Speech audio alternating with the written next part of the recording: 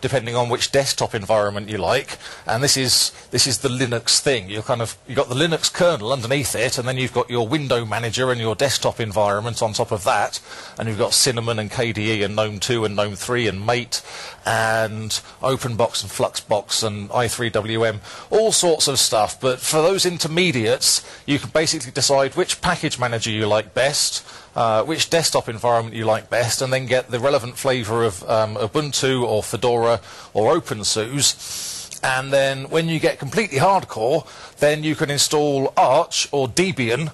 And Arch and Debian, when you install them, they go to the command line. And then you say, right, now I have to connect to the internet from the command line, and then I have to download a window manager and download a desktop environment, and you do everything yourself, which means you get an entirely custom-built system, and you get to wear your beard with pride.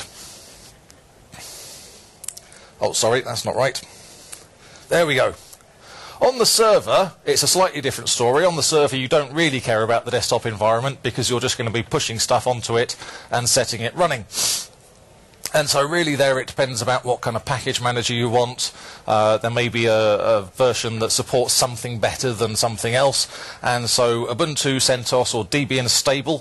Debian has 3 kind of branches. There's Stable, which is pretty much guaranteed to just stay rock solid with only emergency fixes for the next 2 years. There's Debian Testing, which is theoretically the next version of Debian, and then there's Debian Unstable, or SID. All the Debian releases are named after characters from Toy Story, and the Unstable branch is named after the insane kid who lived next door in the first movie, who just beats up his toys and breaks them and kills them. And